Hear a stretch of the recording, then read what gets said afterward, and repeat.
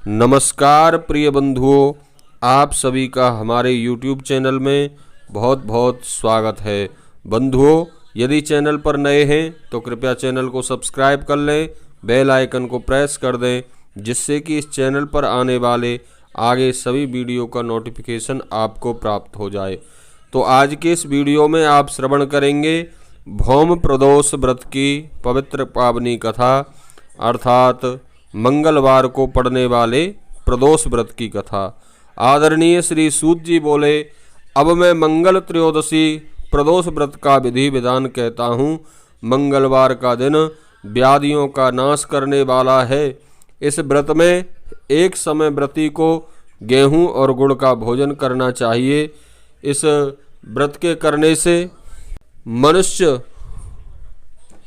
सभी पापों व रोगों से मुक्त हो जाता है। इसमें किसी प्रकार का संशय नहीं है। अब मैं आपको उस बुढ़िया की कथा कहता हूँ जिसने यह व्रत किया और मोक्ष को प्राप्त कर लिया।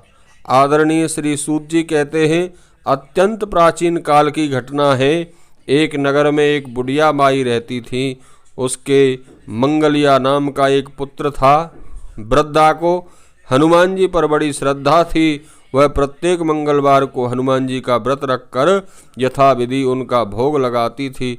उसके अलावा मंगलवार को एक ना तो अपने वह घर को लीपती थी और ना ही मिट्टी खोदती थी।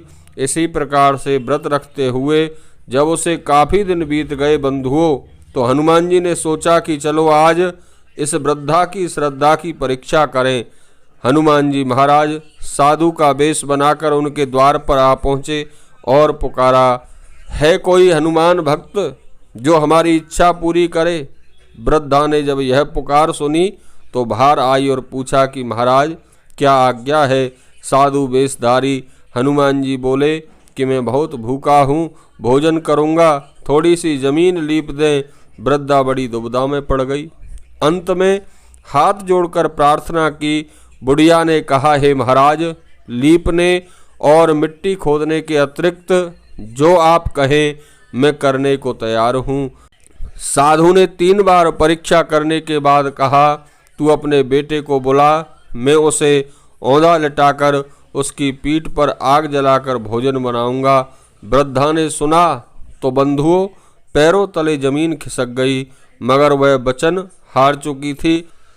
उसने अपने बेटे मंगलिया को पुकारा और अपने बेटे को साधु महाराज के हवाले कर दिया, मगर साधु ऐसे ही मानने वाले ना थे। उन्होंने वृद्धा के हाथों से ही मंगलिया को औंधा लेटाकर उसकी पीठ पर आग जलवाई। आग जलाकर दुखी मन से वृद्धा अपने घर के अंदर जा घुसी। साधु जब भोजन बना चुके तो उसने वृद्धा को बुलाकर कहा कि वह मंगलिया को पुकारे ताकि वह भी आकर भोग लगा ले। वृद्धा की आंखों में आंसू भरकर कहने लगी, वृद्धा माँ अपनी आंखों में आंसू भरकर कहने लगी कि अब उसका नाम लेकर मेरे हृदय को और ना दुखाओ। लेकिन साधु महाराज ना माने तो वृद्धा को भोजन के लिए मंगलिया को पुकारना पड़ा।